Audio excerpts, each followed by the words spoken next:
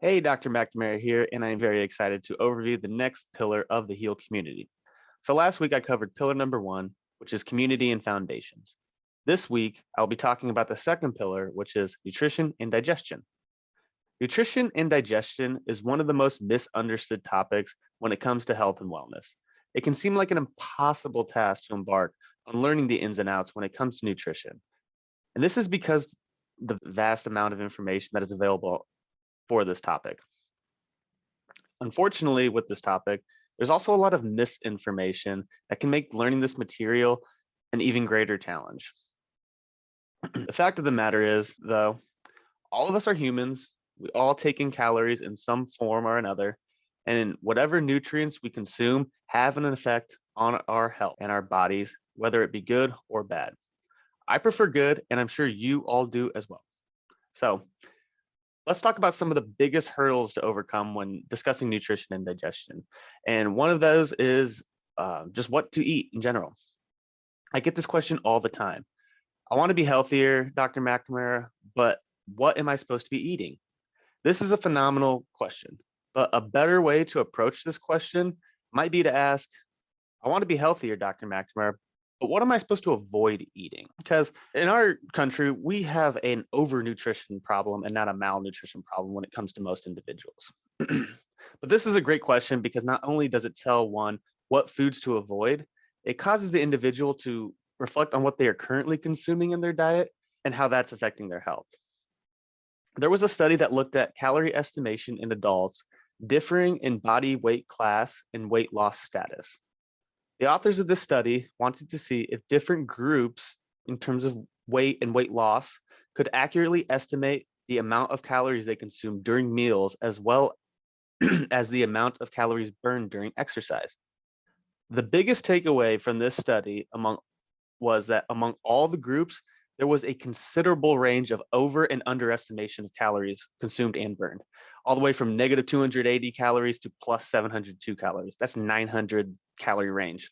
I like this study because it represents how difficult it is to really know and understand the nutritional value of the foods we eat. We live in the first time in history where even the socioeconomic less fortunate are overfed. I say this to make a point that there's a miscommunication between the health community on how to eat properly in order to live happy and healthy. This is where we can correct that miscommunication through our partnership with the HEAL community. With expert guidance coming not only from your doctor, but also a certified health coach, you will be able to vastly improve your health and expand your knowledge with the help of a community with the same goals as you. A study that was in the journal Annals of Family Medicine looked at how shared medical appointments can improve health markers in patients with prediabetes. In this study, the author used a retrospective propensity matched cohort analysis to compare patients that were attending pre-diabetes shared medical appointments to the usual standard one-on-one type of appointment. These markers that were measured included patients' weight change over 24 months, as well as hemoglobin A1C, low density lipoprotein, LDL, and systolic blood pressure. The shared medical appointments group lost more weight, 2.88 kilograms to 1.9, nearly 5 pounds more, and achieved greater reduction in hemoglobin A1C. The shared appointments lost about 0.9%, almost a whole percent, which is a lot, which the usual care actually went up about 1%. And also the systolic blood pressure in these groups improved by nearly 5 points compared to the usual care, where it actually went up about half a point. It actually got a little worse than that too. So the authors conclude that shared medical appointments can be an effective model in treating prediabetes. This is a great study. Utilizing shared medical appointments really works. It allows for greater access to high quality care and provides peer support, which makes it not only easier, but more fun and more effective. Diets and nutrition can be very confusing, guys. Not only do we eat too much in the United States, but the types of foods we eat are also accelerating obesity and chronic disease development even more. This is because the overconsumption of processed foods may be extending shelf life, but is at the expense of our health and is actually reducing our lifespan.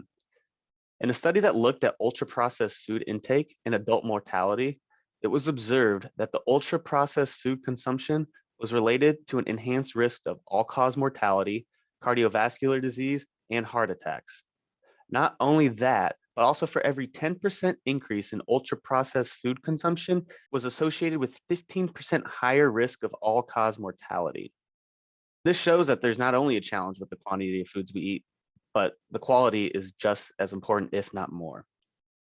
This is why it's so important to understand more about your own health and nutrition and digestion.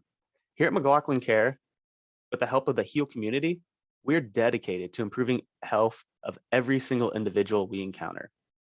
Group health visits is the best way to accomplish this. I hope you guys learned something new today and have a better understanding on how to take control of your own health. If you like this information and want to learn more, make sure to like this video and subscribe to our YouTube channel for weekly information on health and wellness. Stay tuned for later this week. We will be going over pillar number 3, relax and de-stress. Thank you.